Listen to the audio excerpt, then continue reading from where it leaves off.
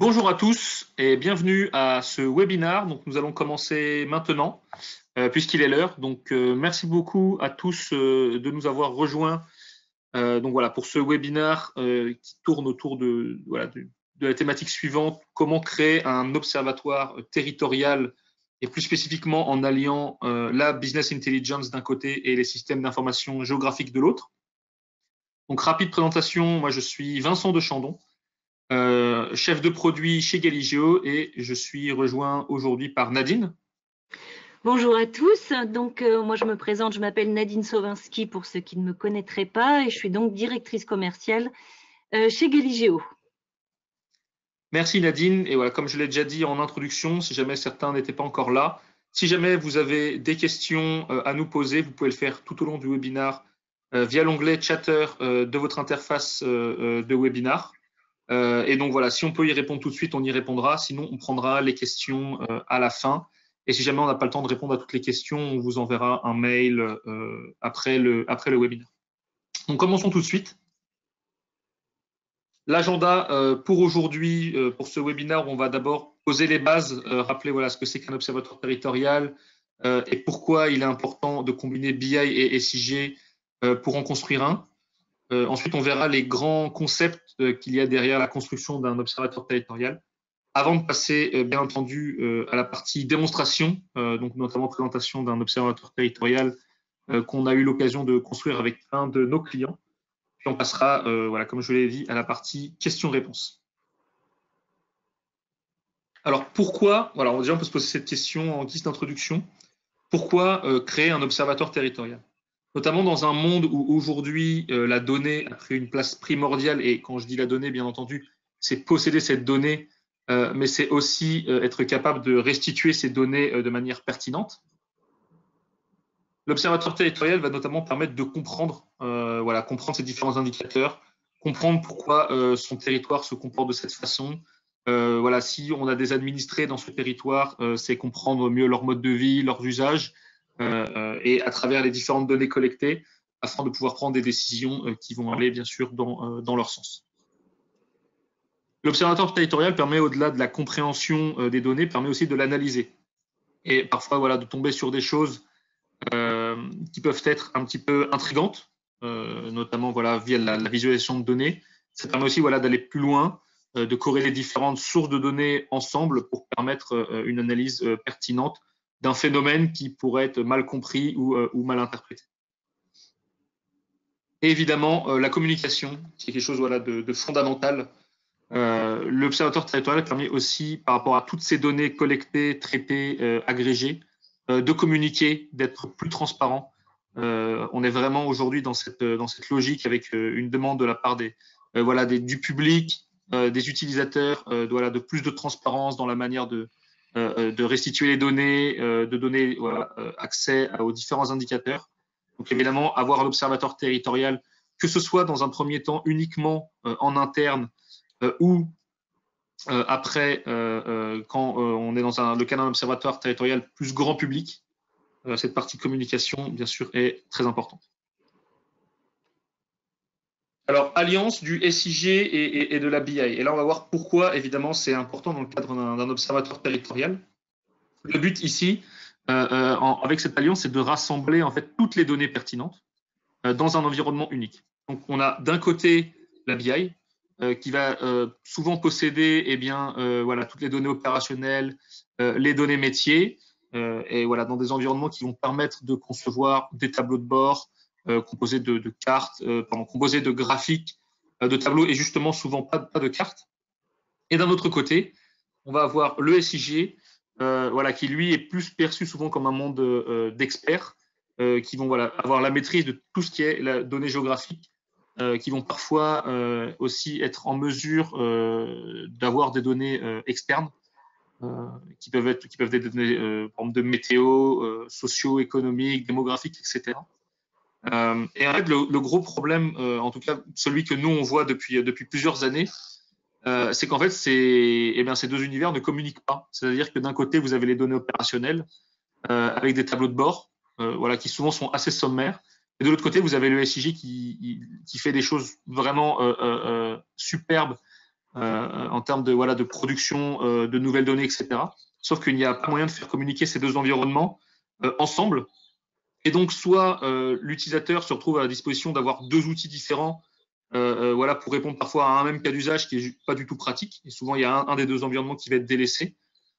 Ou bien, il y a juste un des deux environnements qui ne va pas lui être mis en libre accès, ce qui fait qu'il va se retrouver soit juste avec ses données opérationnelles, soit juste parfois avec des données SIG, mais aucune façon de pouvoir agréger les deux dans un seul et même environnement. Donc là où le géodécisionnel intervient, donc voilà, le géodécisionnel, qu'est-ce que c'est? C'est justement cette alliance de la BI et du SIG. Son but, c'est de réunir le meilleur de la BI et du SIG dans un environnement unique afin de pouvoir accéder, que ce soit aux données opérationnelles, aux données contextuelles, ou qu'on appelle aussi parfois données exogènes, qui vont être les données socio-économiques, démographiques, les données météo, de pouvoir accéder aussi à tout ce qui est les référentiels géographiques que va produire le SIG, et même éventuellement au portail Open Data, que ce soit votre propre portail Open Data ou celui de d'autres administrations publiques, voire des administrations non publiques, des entreprises privées qui aussi proposent ce genre de solutions. Et avoir tout ça dans un même environnement va vraiment vous permettre d'avoir une vision complète de vos territoires et pouvoir dresser justement un portrait de territoire pertinent avec toutes ces données, quelles que soient les thématiques sur lesquelles vous travaillez, que ce soit la santé, le transport public, que ce soit les finances, les subventions, etc. Avoir toutes ces données à disposition dans un environnement unique va vraiment vous permettre d'avoir une bonne compréhension fine et exacte de la situation de vos territoires. Et donc, à la fin, bien entendu, les utilisateurs qui, eux, vont utiliser ces solutions, évidemment, là, ils vont absolument retrouver tout ce dont ils ont besoin au même endroit. Et évidemment, ça commence à les satisfaire puisqu'on sait que plus on a d'outils à disposition, plus on a tendance à s'éparpiller et moins, évidemment, on va rentrer dans ce côté, je ne veux pas dire productif parce que on n'est pas non plus dans des affaires de productivité, mais en tout cas, il y a des outils qui vont être simplement déployés et que personne va l'utiliser. Donc, le géodécisionnel est un atout de poids. Et il y a plusieurs, plusieurs points forts pour le mettre à profit, afin de créer ou même d'enrichir, si vous avez peut-être déjà des observatoires territoriaux que vous avez déjà créés.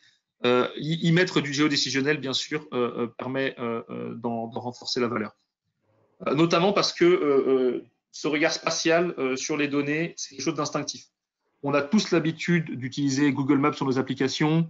Vous avez très certainement déjà utilisé Uber. Vous vous en avez peut-être pas rendu compte, mais le point d'accès de la réservation, c'est une carte. C'est savoir où sont les chauffeurs autour de moi, où est-ce que moi je me situe, en combien de temps ils peuvent m'atteindre, etc. Donc, on a vraiment ce côté instinctif quand on visualise des choses spatialement. Et ça peut être un très bon point d'entrée, notamment pour comprendre ce qui se passe, ou aller plus loin, analyser, ou même pour communiquer. Ensuite, ça offre une vue complète. Ça rejoint ce que je disais juste avant.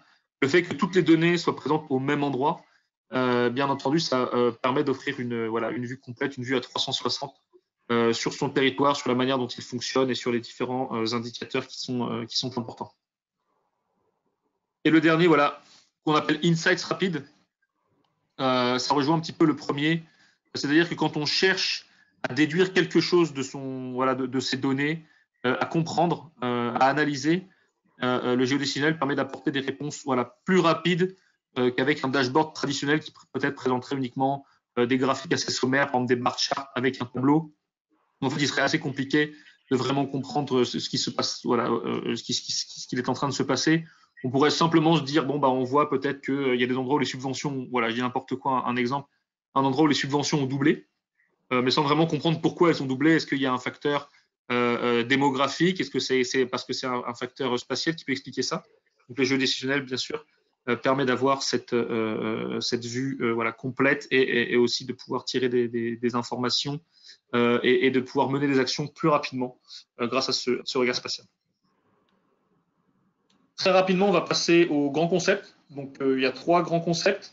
Et ensuite, on passera à la démonstration de l'observatoire. Donc, ces grands concepts sont tirés en fait des différents retours qu'on a eu de nos clients et des différents observatoires qu'on a pu construire avec eux par le passé. Donc le premier, évidemment, c'est que mettre la carte au centre de l'observatoire est quelque chose qui est un gros plus. Si vous regardez à droite, par exemple, on peut voir une petite carte en haut à droite. Si jamais vous faites une action sur votre observatoire, par exemple, vous filtrez une donnée, etc., et que la carte se retrouve filtrée, elle est tellement pas en position centrale qu'en fait, elle va être simplement ignorée ou alors vous ne pourrez pas vraiment en tirer de la valeur. Elle va plus être là pour faire joli qu'autre chose. Et évidemment, ça, c'est quelque chose, voilà. Dans ce cas-là, autant ne pas mettre de carte. Et comme je le disais avant, voilà, mettre une carte au centre de l'observatoire, on va dire en guise de point pivot pour alimenter le reste des autres graphiques, des tableaux, etc. Voilà, quelque chose, en tout cas que nous on recommande et qu'on implémente avec nos clients, notamment parce que voilà, une carte c'est quelque chose de user friendly. Voilà, les gens ont l'habitude de voir des cartes, ils se situent de manière instinctive dans l'espace.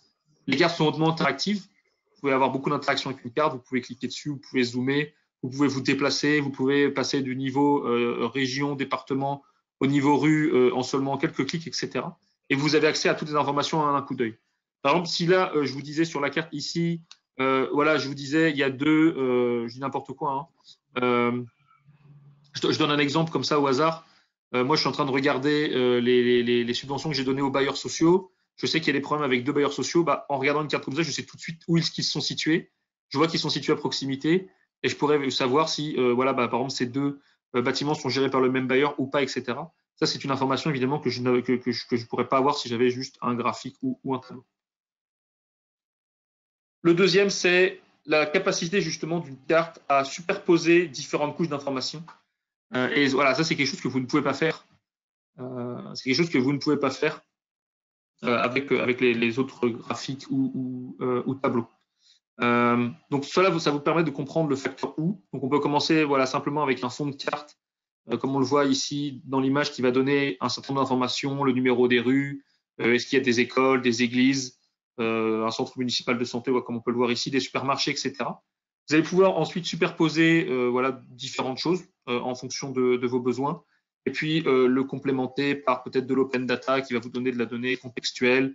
Je ne sais pas, ça pourrait être par exemple un nombre un revenu moyen par quartier, l'âge moyen, etc., etc., le nombre de logements, par de logements sociaux par quartier, par ville, etc. Et enfin, le dernier, c'est que voilà, très souvent, nous, ce qu'on voit, c'est que souvent, c'est assez qui tout double. C'est-à-dire que soit les gens, par défaut, en fait, ils n'ont pas de carte. Hein, ils ont des observatoires où c'est juste, en fait, basé sur un requêteur qui affiche un tableau ou éventuellement quelques graphiques. Ou alors, ce n'est qu'une carte. Voilà, c'est l'ensemble de leur observatoire se résume à une carte. Et la carte, autant, elle peut bien sûr suffire dans certains cas d'usage. Mais évidemment, le concept derrière l'observatoire territorial, c'est d'avoir différents graphiques en fonction des différents besoins, en fonction de ce qu'on veut afficher. Donc une carte fait beaucoup de choses, mais parfois avoir un graphique à côté peut aider à la compréhension ou peut amener voilà, d'autres insights qu'on n'avait pas avec la carte. Et donc ce côté bidirectionnalité, voilà, c'est comme ça qu'on appelle ça. Donc cette capacité de faire une action sur la carte qui va se répercuter dans les graphiques ou vice-versa dans les graphiques qui va se répercuter sur la carte ou sur d'autres graphiques permet de très simplement aller du quoi vers le où et de mieux comprendre de mieux comprendre ce qui se passe voilà, dans vos territoires en fonction des différents indicateurs qui sont importants pour vous.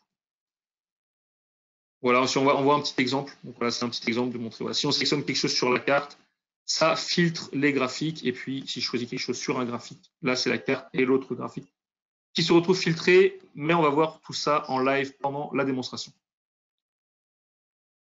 Donc on va passer à la démonstration. Juste avant la démonstration, le temps que ça se charge, je vais ouvrir un petit sondage. Donc directement là dans l'interface du webinaire, vous allez être invité à répondre à une question.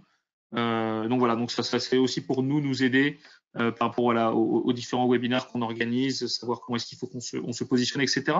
Donc je vais le lancer tout de suite et puis je vais le laisser peut-être une trentaine de secondes et ensuite on passera à la démonstration.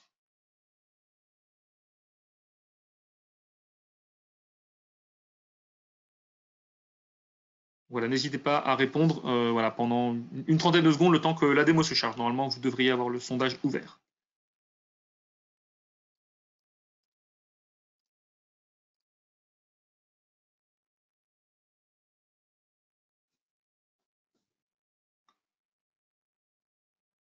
pense qu'on peut reprendre Vincent.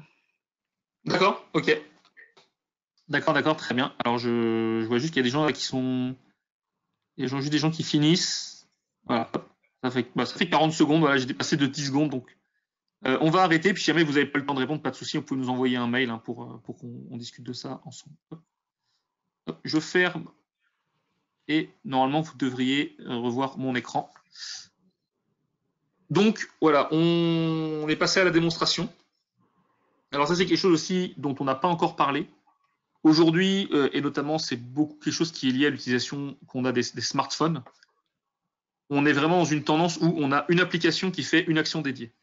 Voilà, vous voulez appeler des gens, vous avez WhatsApp, vous voulez communiquer avec vos amis de manière différente, vous avez d'autres applications, vous voulez réserver un taxi, vous avez Uber, etc.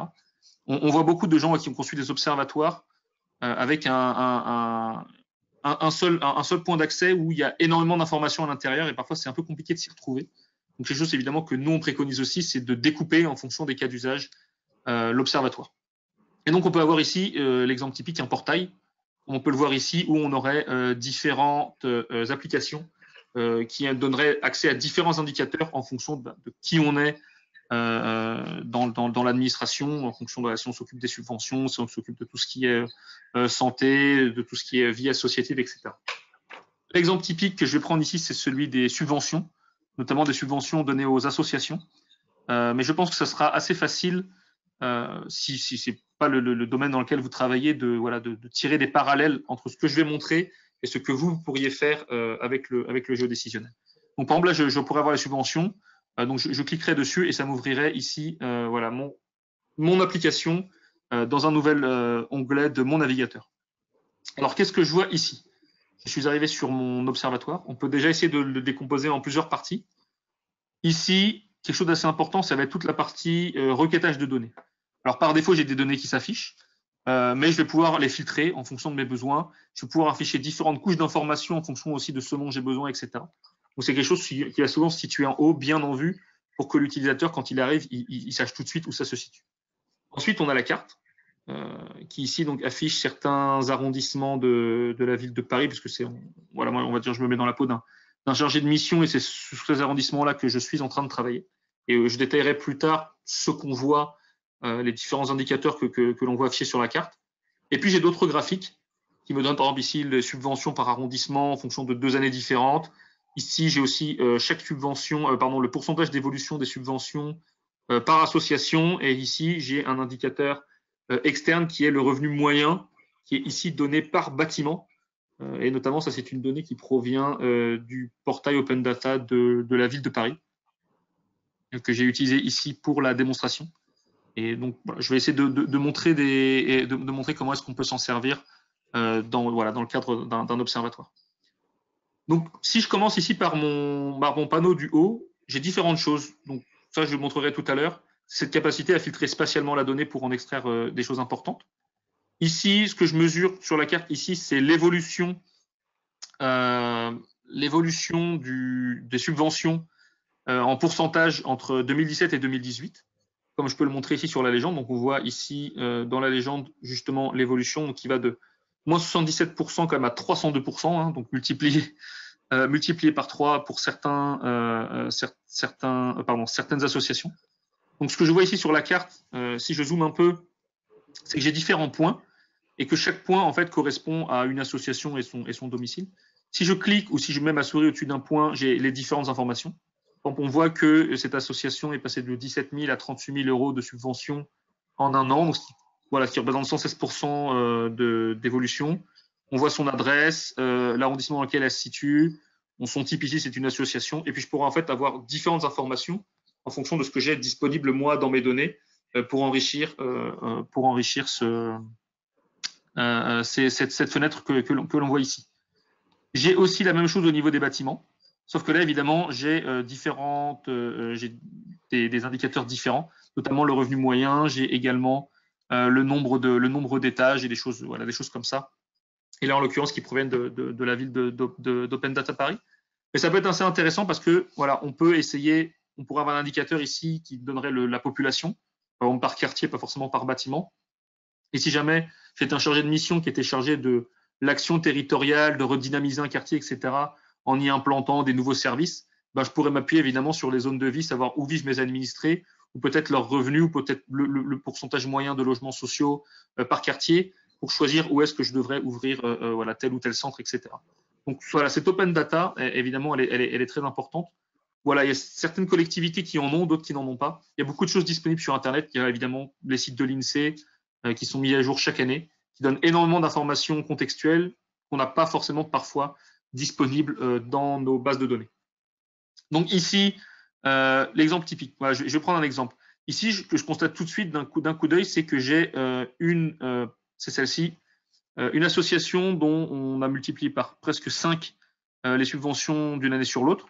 Alors voilà, je pourrais avoir le détail de l'association, ce sur quoi elle travaille, etc., etc.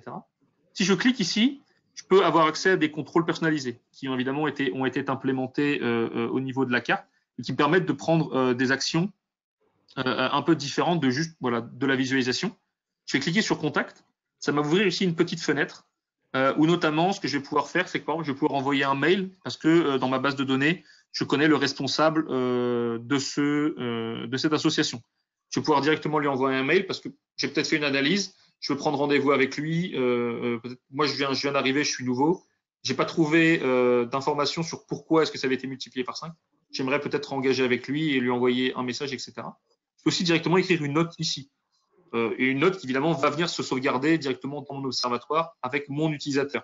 Et la note, ça pourrait être, je sais pas, je dis n'importe quoi, à rappeler jeudi. Vous écrivez vraiment ce que vous voulez et vous pouvez évidemment sauvegarder ça. Et là, voilà, il y a un message qui me dit que mon commentaire a été sauvegardé.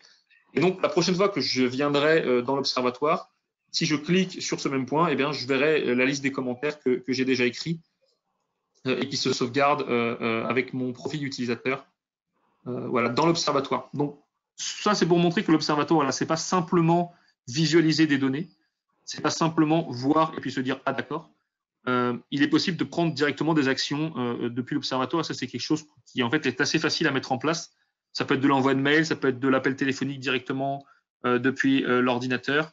Le mieux même si vous êtes sur une tablette, parce qu'évidemment on a aussi aujourd'hui beaucoup de cas de mobilité, de pouvoir directement sur le terrain enrichir son observatoire avec des choses qu'on constate quand on est sur le terrain. Hop, quand j'ai fini, je peux fermer ici cette petite fenêtre et puis continuer mon analyse. Donc là, j'ai noté un commentaire. Et donc je pourrais continuer.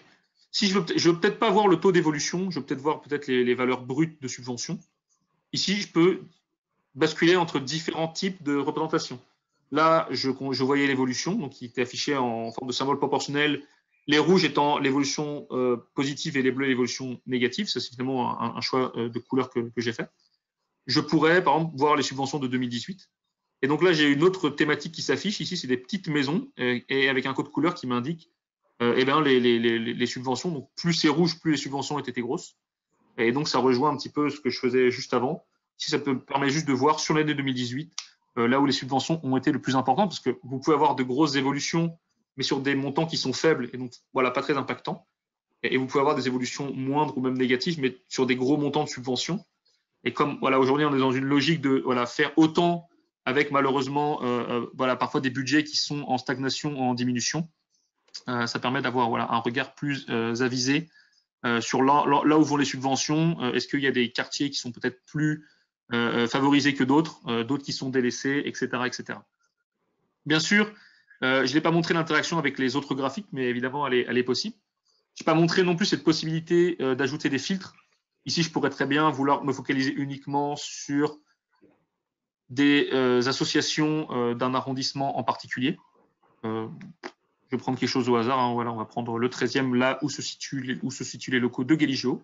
Même si, évidemment, nous, on n'est pas une association, donc on ne trouvera pas notre point sur la carte. Donc ici, voilà, je n'ai plus que les données ici du 13e arrondissement. Et donc, voilà, je pourrais ici eh bien, continuer mon analyse uniquement sur ces données-là.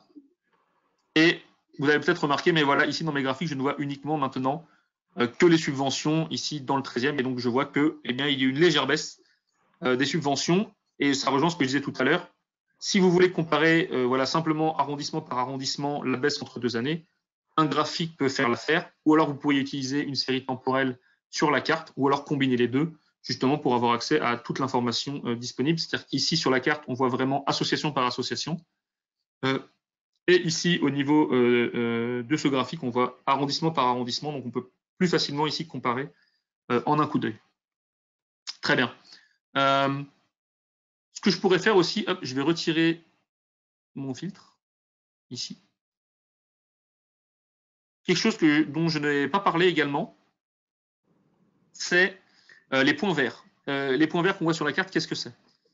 C'est assez intéressant parce que justement, ces points verts aussi proviennent d'un portail Open Data qui en fait me communique les différents événements culturels qui vont avoir lieu ou qui ont eu lieu ces dernières semaines ou qui vont avoir lieu dans les prochaines semaines.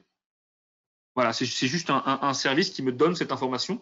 Et moi, pour ma mission, j'estime que c'est nécessaire, et notamment pour peut-être nouer des partenariats avec des associations, ou pour que les associations cherchent aussi parfois du financement directement par elles-mêmes. Je peux les embarquer dans différents événements culturels que j'organise, que mes collègues organisent, que différents services organisent. Et évidemment, si je suis assez logique, je vais essayer de faire ça par distance. Je ne vais pas engager forcément des associations qui sont à l'autre bout de la ville. Et donc, ce que je peux faire ici, c'est que justement, je peux utiliser un filtre qu'on va appeler un filtre spatial.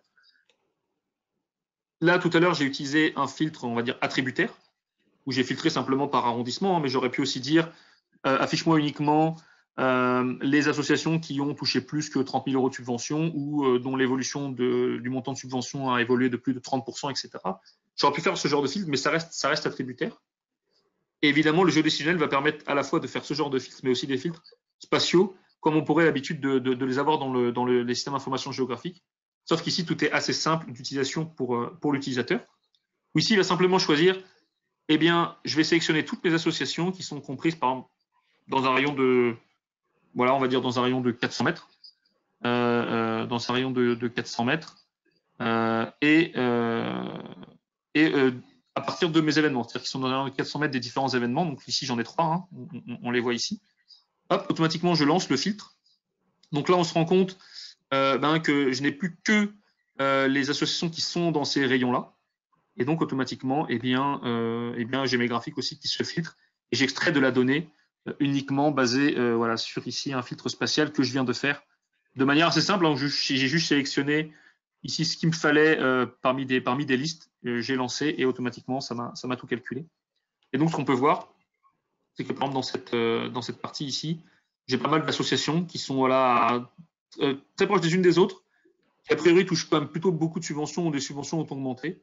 Et ici, j'ai peut-être un événement culturel, ça peut être, on va dire, un musée, peut-être une exposition temporaire dans un musée, quelque chose comme ça.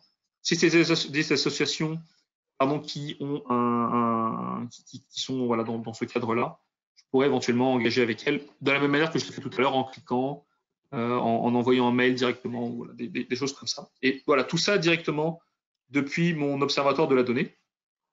Et bien sûr, si je me disais, eh bien maintenant j'aimerais voilà, uniquement me concentrer sur les associations qui sont dans le 6e arrondissement, je pourrais ici directement cliquer depuis mon graphique aussi, et là je ne vois plus que mes associations dans le 6e arrondissement.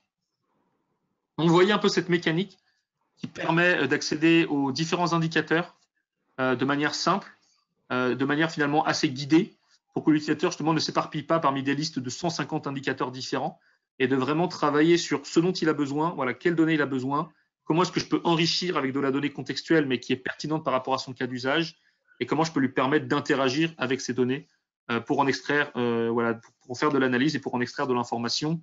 Si c'est quelqu'un voilà, qui travaille qui est à son bureau ou qui est en déplacement, justement qui va visiter les associations, qu'il ait à disposition toutes les informations de manière claire, qu'il n'ait pas besoin d'aller chercher dans des tableaux Excel pendant plusieurs minutes pour extraire une information. Évidemment. Vincent, est-ce qu'on pourrait dire en fait que les interactions sont possibles entre tous les visuels, que ce soit à la fois la carte, les graphiques ou les listes? Bien sûr, oui. Donc c'est juste pour bien résumer et dire la conclusion entre tous ces composants qu'on peut utiliser. Bien sûr, nous, c'est ce que je disais tout à l'heure, là, ce qu'on appelle la bidirectionnalité, c'est évidemment dans tous les sens, c'est-à-dire que la carte reste l'élément principal qui vous permet de manipuler la donnée. Et bien sûr, vous avez des graphiques à côté qui se retrouvent filtrés quand vous faites une action sur la carte. Mais depuis ces graphiques, vous pouvez également filtrer la carte, comme je viens de le faire ici en sélectionnant ici directement uniquement le 6e arrondissement. j'ai automatiquement filtré la donnée et sur la carte, on ne voit plus que les associations du 6e arrondissement qui avaient déjà été préfiltrées par mon premier filtre, hein, qui était de les sélectionner dans un rayon de 400 mètres par rapport aux différents événements culturels. Donc là, j'ai un double filtre. Hein. J'ai filtré spatialement, puis ensuite, j'ai utilisé mon graphique pour de nouveau filtrer la donnée. Donc en effet, vous pouvez filtrer depuis la carte vers les graphiques, mais vous pouvez aussi filtrer des graphiques vers la carte ou vers un tableau, vers voilà, ce que vous voulez. Ouais, il y avait un certain nombre de questions justement sur ces sujets, donc tu as répondu à toutes les questions sur les filtres. Ok, bah très bien, c'est très bien. Donc voilà, c'est le genre d'interaction que vous pouvez avoir. Et évidemment, là, j'ai quelques graphiques en bas, etc. Mais vous pouvez évidemment faire ce que vous voulez. Vous pouvez même avoir des modales qui s'ouvrent avec d'autres graphiques à l'intérieur. Ça, c'est vraiment en fonction des cas d'usage, des besoins. Vous pourriez même avoir ici sélectionné de l'information directement sur la carte, la filtrer et que cette information vous ouvre un autre rapport qui, lui, s'appesantit plus, par exemple, sur chaque association et vous donne beaucoup plus d'informations. Ou alors là, même juste une liste des associations basée sur l'export, basée sur le filtre que vous avez fait sur la carte. Et je parlais d'export Excel. Bien sûr, aujourd'hui, les différentes sociétés de BI, les différents éditeurs de logiciels de SIG, voilà, poussent à ne plus utiliser Excel, voilà, nous disent que c'est quelque chose dans le passé, etc. Et Excel reste bien sûr évidemment très, très utilisé. Et donc là, vous pourriez avoir un bouton qui vous permettrait d'exporter uniquement ce que vous avez filtré dans du Excel pour faire du reporting opérationnel ou pour le réexploiter plus tard, pour l'envoyer à vos collègues, etc., etc. Vous pourriez aussi imprimer la carte, notamment en PDF, si vous avez besoin de faire des rapports en fonction de données que vous avez extraites, parce que vous avez une présentation demain justement aux différentes associations et que vous voulez leur montrer voilà, celles qui sont à moins de 400 mètres, des différents événements, ou etc. Et bien sûr, vous pouvez imprimer l'ensemble du rapport en PDF. Vous pouvez imprimer aussi simplement la carte et la mettre en page pour voilà, et faire en sorte que ça ressemble à quelque chose qui vous correspond, rajouter voilà, vos logos, etc. Très bien. Donc, pour la démonstration, on va s'arrêter ici. On va repartir très rapidement. Non, j'ai quelques questions, c'est possible maintenant? Alors, non, je préfère qu'on prenne toutes les questions à la fin. Si c'est une question qui porte vraiment sur cette démonstration, spécifiquement, pourquoi pas. Après, si c'est des questions plus générales, je préfère qu'on… Non, c'est des questions plus générales. D'accord, bah on prendra tout à la fin. Il y a une partie qui est dédiée à ça. Les 5-10 dernières minutes du webinaire sont dédiées à ça. Donc, il n'y a pas de souci, on traitera les questions. Donc, je vais repasser rapidement sur les slides. Donc, on a vu la démonstration. Je veux rapidement parler ici d'une success story. Donc, un client avec lequel on travaille, ce client, c'est l'ONISR. Donc, c'est l'Observatoire national qui est en charge de tout ce qui est accidentologie routière et qui notamment a construit un observatoire de la donnée, donc ici en l'occurrence de l'accidentologie routière, en utilisant Galigeo, dont on voit ici un screenshot, hein, donc c'est un screenshot du portrait. Donc l'objectif principal de cet observatoire, c'est évidemment de comprendre et d'analyser les facteurs accidentogènes. Ça peut être par exemple comment un chantier impacte le nombre d'accidents en amont ou en aval de la route, comment la modification ou l'installation d'un rond-point impacte également aussi le nombre d'accidents sur les 5 mois qui suivent, les 10 mois qui suivent, les 3 ans qui suivent. Et évidemment, cet observatoire, il a aussi pour but de répondre à des enjeux politiques forts, même très forts, en permettant de communiquer de manière transparente. Donc c'est un portail qui à la fois est destiné à des gens en interne, voilà, des data scientists, des utilisateurs métiers qui vont faire des analyses assez poussées, accéder à de l'information vraiment très granulaire, et aussi un portail public que vous pouvez accéder directement sur le site de l'ONISR. Je pense qu'il est en ligne à cette heure-ci. Et qui vous permet, vous, d'interroger les différentes données et de pouvoir vous faire votre propre avis. Donc là, ça rejoint cette démarche un peu d'open data et de communication transparente qu'ont aujourd'hui les différents services de l'État par rapport aux données qu'elles collectent. Et notamment, je dis enjeu politique fort parce que vous imaginez bien que quand le gouvernement décide d'abaisser les vitesses de 90 à 80, voilà, c'est pas l'ONISR qui décide, mais évidemment les organisations comme l'ONISR contribuent très largement à donner leurs avis en fonction des analyses qu'ils ont effectuées et des différentes enquêtes à ce genre de décision politique qui évidemment derrière ont des impacts très forts sur la vie de tout un chacun. Donc là, un slide rapide justement sur qui est Galigeo. On parle beaucoup de géodécisionnel depuis tout à l'heure, l'observatoire territorial. Donc Galigeo est un éditeur de solutions géodécisionnelles qui sont conçues pour répondre à la fois aux enjeux métiers, donc notamment par exemple la création d'observatoires territoriaux, mais aussi aux besoins techniques. Et c'est pour cette raison que on a des solutions qui se déclinent de plusieurs façons. Donc on a une solution qu'on peut qualifier d'autonome, que certains d'entre vous connaissent sous le nom de Galigeo Enterprise, et qui permettent de créer un observatoire qui là va être relativement géocentré, où vous allez pouvoir créer différentes vues de vos données en fonction de différentes thématiques, et avoir un portail prêt à l'emploi dans lequel vous allez pouvoir accéder aux différentes informations, directement vous connecter à vos sources de données, de vos bases de données opérationnelles d'un côté, que ce soit Oracle, Postgre, etc. Vous connecter directement à vos serveurs SIG de l'autre côté et créer directement vos vues métiers de votre observatoire. Vous avez la solution intégrée également. Donc c'est la même technologie, sauf que là, elle est embarquée directement dans des outils de BI, notamment SAP, BI et IBM Cognos. Donc là, c'est la possibilité de justement d'avoir déjà toute la partie données opérationnelles, construction de rapports directement gérés par la partie BI, et dans laquelle justement vous allez rajouter cette brique géodécisionnelle que ces outils n'offrent pas par défaut. Et vous allez pouvoir faire interagir évidemment la carte avec les rapports que vous allez construire dans les différents outils BI pour vraiment recréer un écosystème complet de dashboards, de rapports, de production de rapports, mais directement intégré dans la BI, donc évidemment avec de gros avantages qui sont que, par exemple, votre modèle de sécurité, l'accès aux utilisateurs, quel utilisateur a le droit d'accéder à quelles données, est directement géré dans un point central qui est celui de vos outils BI. Et le dernier qu'on a sorti l'année dernière, qui n'est pas encore forcément très connu, mais qui commence vraiment à prendre de l'ampleur, c'est cette possibilité justement d'intégrer vous-même la technologie Galigeo où vous voulez. Donc c'est ce qu'on appelle Galigeo API. Donc aujourd'hui, vous êtes peut-être déjà client, vous avez peut-être déjà testé Galigeo, les produits Galigeo dans SAP, de manière autonome, etc.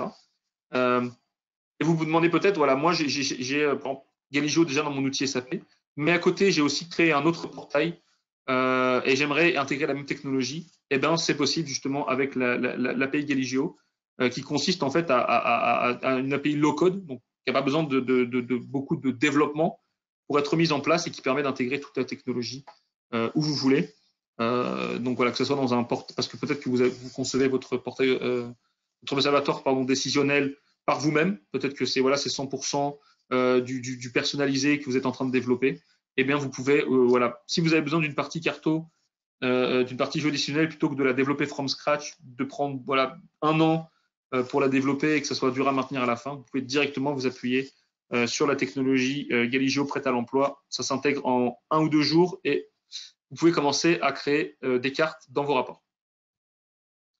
Toutes ces solutions-là ont des essais gratuits de 30 jours. Si jamais vous avez envie de les essayer, si jamais vous avez envie de voir comment ça peut-être, de quelle manière ça pourrait répondre à vos besoins, comment ça s'utilise, eh bien, vous pouvez aller sur notre site galigeo.com et télécharger un essai gratuit de 30 jours, quelle que soit la solution qui vous intéresse. Dernier slide avant les questions. C'est évidemment ce qui fait notre fierté et ce qui fait ce pourquoi on existe maintenant depuis de nombreuses années. C'est nos clients et les clients qui nous font confiance, certains depuis de nombreuses années, et qui répondent à leurs problématiques métiers en utilisant Galigeo. Donc ici, on peut le voir, on a un certain nombre d'acteurs du secteur public qui notamment ont pour la plupart construit des observatoires, que ce soit des observatoires de la criminalité, de l'énergie, de la transition énergétique, etc. Donc voilà, on voit la région Occitanie, on a également la ville de Paris, la gendarmerie nationale, l'Office national des forêts.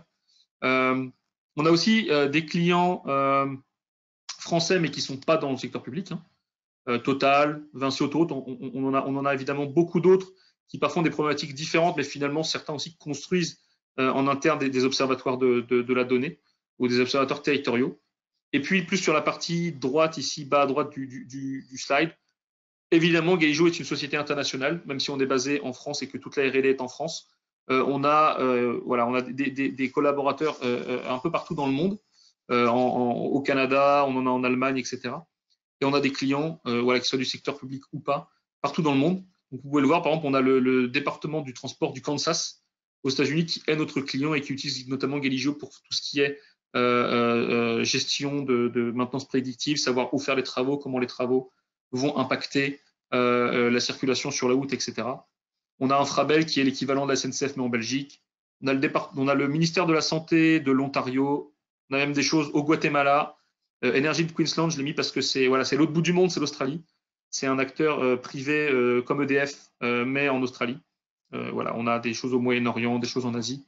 Voilà, c'est pour vous dire que voilà, on n'est pas une société forcément centrée sur la France, même si évidemment on a cette proximité avec la France qui évidemment est très important parce que quand vous travaillez avec un éditeur de logiciels, vous voulez qu'il soit proche de vous, qu'il puisse répondre à vos questions, qu'il puisse même se déplacer s'il y a besoin. Donc, on est en France, on a des consultants qui sont aussi dans nos locaux à Paris qui peuvent se déplacer partout en France assez rapidement. Et donc voilà, cette proximité fait aussi notre force pour tous nos clients français. Donc voilà, Nadine, on peut passer aux questions-réponses. Alors j'en ai plusieurs. D'accord. L'une d'entre elles, zut.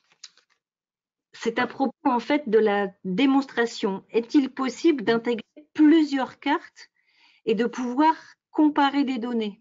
C'est-à-dire une carte sur l'année N par exemple, et puis une autre carte sur l'année N-1, et on compare en fait des mêmes indicateurs par exemple. Est-ce que c'est possible? Alors c'est tout à fait possible. C'est vrai que là dans l'exemple que j'ai montré, il n'y avait qu'une carte, mais c'est bien sûr tout à fait possible d'avoir autant de cartes que vous voulez et voilà, pouvoir comparer ou pouvoir afficher différentes choses sur différentes cartes dans un même rapport, dans une même page.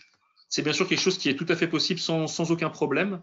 Et donc pour comparer les données, évidemment, vous pouvez avoir à gauche les données de 2018 et à droite celles de 2017 ou vice-versa. Et vous avez aussi une fonctionnalité que je n'ai pas montrée, mais c'est cette possibilité de faire aussi de ce qu'on appelle une série temporelle. Et plutôt que d'avoir deux cartes et de les comparer en regardant à droite, en regardant à gauche, vous pouvez aussi automatiquement faire voilà, comme une vidéo qui va vous passer les années les unes après les autres, pour que vous puissiez voir comment les choses ont évolué. Notamment sur 2 années, c'est quelque chose qui est très pertinent puisqu'on voit en un clin d'œil comment les choses ont évolué. Voilà, si on se concentre spécifiquement sur une zone, on peut voilà, assez rapidement voir comment la zone a évolué. Si, voilà, dans mon exemple, s'il y a eu plus de subventions à tel endroit, pas à tel endroit, d'une année sur l'autre, d'un seul coup d'œil, en utilisant cette fonctionnalité de série temporelle qui est native dans tous nos produits. Alors, j'ai pas mal de questions qui concernent plus la technique. On me demande en fait, quelles sont les solutions de SAP qui peuvent être utilisées avec Galigeo pour faire un observatoire. Alors, évidemment, l'écosystème SAP est très, très, très large. Donc, nous, aujourd'hui, les solutions dans lesquelles on offre une intégration native, ce sont les solutions de la plateforme SAP BI. Donc, la BI plateforme SAP Business Object, hein, pour ceux qui ont connu avant que ça soit racheté par SAP. Et donc voilà, donc là ces différents outils, ça va être notamment Web Intelligence, Lumira Discovery et Lumira Designer, qui sont aujourd'hui les principaux produits que promeut SAP pour la partie BI. Et donc voilà, donc la majorité de nos clients qui ont SAP ont construit leur observatoire territoriaux dans ces outils-là, dans ces différents outils. Voilà, sachant que les autres outils, notamment Dashboard et Crystal Reports, voilà, aujourd'hui ne sont plus maintenus par SAP ou sont en tout cas passés en mode maintenance, donc il n'y a plus d'évolution majeure, il n'y a plus de correction de bugs mineurs, etc. Donc SAP pousse évidemment pour ce côté BI plateforme. Donc aujourd'hui, voilà, on est là-dessus. Et voilà, s'il y a des questions qui sont plus sur ce côté, la partie cloud de SAP, c'est des choses aujourd'hui sur lesquelles on travaille. Et si jamais vous aviez d'autres solutions SAP, peut-être plus exotiques, voilà, n'oubliez pas qu'on a aussi l'API Galigio qui permet d'intégrer la technologie Galigio potentiellement dans des solutions où Galigio n'aurait pas lui-même déjà fait cet exercice d'intégration. Alors, j'ai une autre question encore un peu sur la technique, mais ça va être, à mon sens, difficile d'y répondre en séance. C'est quelle architecture technique et logicielle nécessaire pour la mise en place d'un observatoire territorial? Alors, sachant que tout à l'heure, tu as exposé en fait qu'on pouvait utiliser plusieurs solutions chez Galigeo, il me semble difficile de répondre à cette question, mais je te laisse faire. Et au besoin, on reviendra vers cette personne en privé pour plus d'informations. En effet, je pense que là, je vais juste donner une information très rapide. En effet, évidemment, ça dépend des solutions, des cas d'usage, etc. je dirais que l'architecture technique, en fait, elle dépend beaucoup des gens qui vont accéder, à l'observatoire. Est-ce qu'on parle de 10 personnes, de 20 personnes? Est-ce qu'on parle d'une exposition publique qui potentiellement peut voir des dizaines de milliers de personnes tous les mois se connecter à l'observatoire? C'est ça notamment beaucoup qui va définir l'architecture technique de l'observatoire.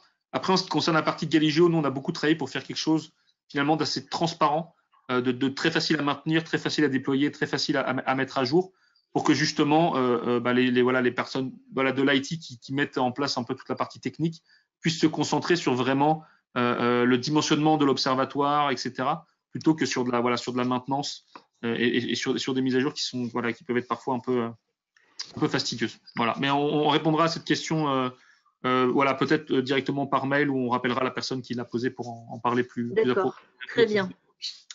On me demande, vous avez parlé d'utilisation en mobilité. Nous aimerions permettre aux élus de notre collectivité d'accéder à un portail d'information depuis n'importe quel support. Est-ce possible? Alors bien sûr, c'est possible. C'est vrai que je ne l'ai pas montré pendant la démonstration, mais évidemment, quelque chose que nous on préconise aujourd'hui, c'est que les solutions techniques sont suffisamment matures pour faire des choses qui sont responsives, et donc qui s'utilisent aussi bien sur un navigateur d'un PC que sur une tablette. Donc évidemment, il n'y a pas de choses spécifiques à faire, hein.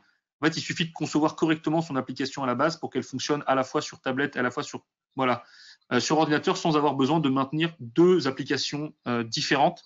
Notamment en pensant bien à réordonner les composants pour éviter qu'ils soient écrasés, trop petits. Si on a l'un à côté de l'autre sur PC, peut-être qu'il passe l'un en dessous de l'autre sur tablette, etc. En ce qui concerne Galileo, nous, on est 100% mobile friendly. Donc, c'est-à-dire que vous pouvez contrôler la carte avec vos doigts, comme vous le feriez sur Google Maps, comme vous avez l'habitude de le faire, j'en suis sûr. Vous pouvez accéder à toutes les différentes fonctionnalités qu'on offre. Directement depuis une tablette. Alors évidemment, peut-être qu'on déconseille un petit peu aujourd'hui l'usage du smartphone, même si les smartphones sont de plus en plus gros. C'est vrai que les smartphones qui font que 4,5 pouces, c'est vraiment petit pour manipuler la donnée, mais ça reste possible, hein, puisque ça fonctionne. Après, c'est pas l'idéal. On recommande Vincent, j'ai encore plein de questions. De toute façon, si on n'a pas le temps, on y répondra directement par mail. Oui, vas-y, je t'écoute. On me dit, est-ce que l'API Galileo, le mode autonome, permet d'intégrer des visuels cartographiques Galileo en tant qu'élément visuel dans des outils de data vise comme Power BI, Tableau? Alors la réponse est oui, tout à fait. D'ailleurs, c'est pour ça qu'on a sorti cette API. C'est parce que justement, on avait en fait de plus en plus de demandes qui disaient est-ce qu'on peut l'intégrer ici, l'intégrer là, l'intégrer là. Et bien sûr, comme vous comprenez, sinon on l'intègre nativement, parfois pour un utilisateur, deux utilisateurs, etc. C'est quelque chose qui peut être très long, hein, parce qu'évidemment, des solutions, il y en a plein sur le marché. Et donc justement, l'API vous permet, vous, très simplement, d'intégrer toute la technologie Galileo que vous avez vue aujourd'hui, que vous avez peut-être déjà testé par vous-même, où vous voulez, hein, que ce soit dans votre portail personnalisé, dans Microsoft Power BI ou n'importe quelle autre solution tierce dans laquelle on pourrait intégrer un élément de visualisation. Donc la réponse est oui. Peut-on exporter les cartes dans QGIS? Exporter, me dit-on. Alors, est-ce qu'on peut exporter les cartes en tant que telles? Non. Par contre, ce qu'on peut faire, c'est qu'on peut exporter, par exemple, une sélection qu'on fait et l'exporter sous forme de shapefile. Et dans ce cas-là, oui, le shapefile se réimporte dans QGIS. Voilà, c'est ce que je peux répondre. Est-ce que les fonctionnalités sont les mêmes en version autonome et en version intégrée? Alors, les fonctionnalités sont, on va dire, à 95% les mêmes. Il y a quelques fonctionnalités, bien entendu, dans la version autonome, notamment la possibilité de se connecter directement à cette base de données pour récupérer ces données qui sont disponibles dans la version autonome et pas dans la version intégrée. Dans la version intégrée, on va dire tout ce qui est données opérationnelles. Évidemment, c'est directement l'outil de BI qui va gérer ça. Par contre, sur toute la partie connexion aux données géographiques, là, c'est la même. Et ce qui est vraiment, d'un point de vue fonctionnel, dans l'utilisation de la carte, par exemple, la manière dont on crée les couches, les différentes options qu'on a pour les personnaliser, la possibilité de faire du drill down dans une hiérarchie, de faire des séries temporelles, etc. Ça, par contre, c'est exactement les mêmes fonctionnalités. On me demande encore, ayant les licences, des licences SAP, est-ce que, en gros, c'est mieux d'utiliser la version autonome ou la version intégrée? J'aurais tendance à dire intégrée parce que c'est en fait la partie BI la partie SAP qui va servir la donnée. Est-ce que c'est judicieux ma réponse? Alors, moi, alors, je sais que c'est plus ton sujet, Nadine. Si vous possédez aujourd'hui que des licences SAP, a priori, vous ne pouvez pas utiliser la version autonome. Je ne dis pas de bêtises. Si, on pourrait utiliser une version autonome, mais pas sur, sur les données en fait contenues dans SAP. Bien sûr. Tout à fait, bien sûr. Après, là, ça dépend vraiment du cas d'usage. Évidemment, ce côté intégré à la BI, ce qui est bien, c'est que toute cette partie gestion des utilisateurs et gestion des droits d'accès aux données, etc., est gérée déjà a priori de côté de BI. Vous n'avez pas besoin de le réimplémenter côté carte, entre guillemets côté version autonome. Ce que vous aurez besoin de faire, évidemment, si vous passez sur la version autonome. Par contre, la version autonome, je pense, répond à d'autres cas d'usage, et notamment voilà, des cas d'usage parfois plus approfondis, qui peuvent être donc, notamment, par exemple, des cas d'usage de sectorisation.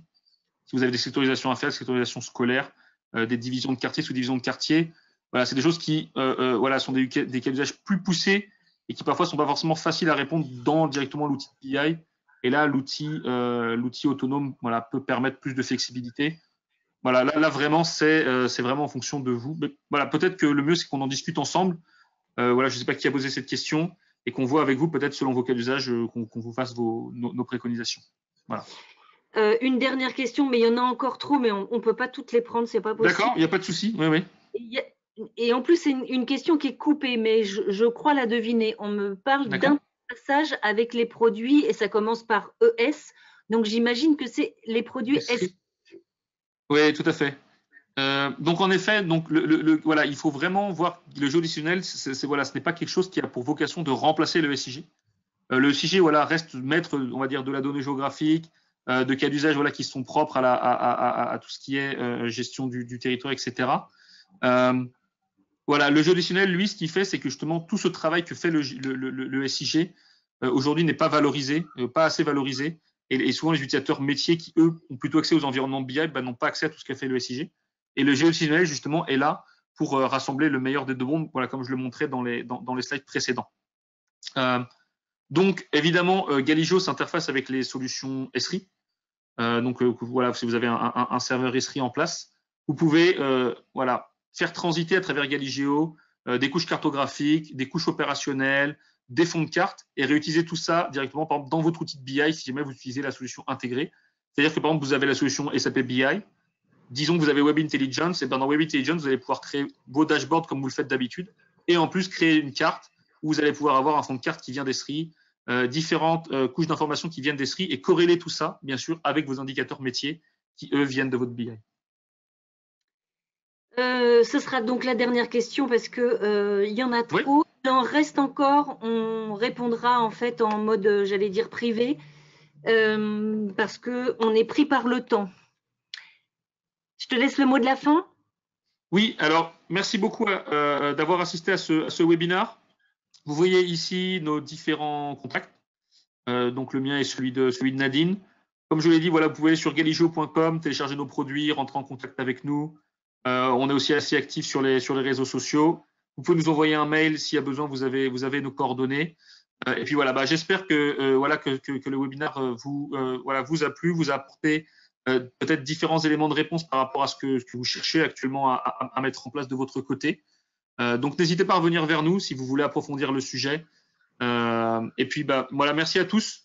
À la fin de ce webinaire, juste simplement quand ça va se fermer, il y a une fenêtre de votre navigateur qui va s'ouvrir. Vous allez pouvoir mettre une note au webinaire et éventuellement laisser un commentaire. Ça nous aide évidemment dans le futur à améliorer peut-être certains points qui ont manqué, ou peut-être que si vous voulez voir certaines thématiques dans les prochains webinaires, n'hésitez pas parce qu'évidemment vos retours sont importants.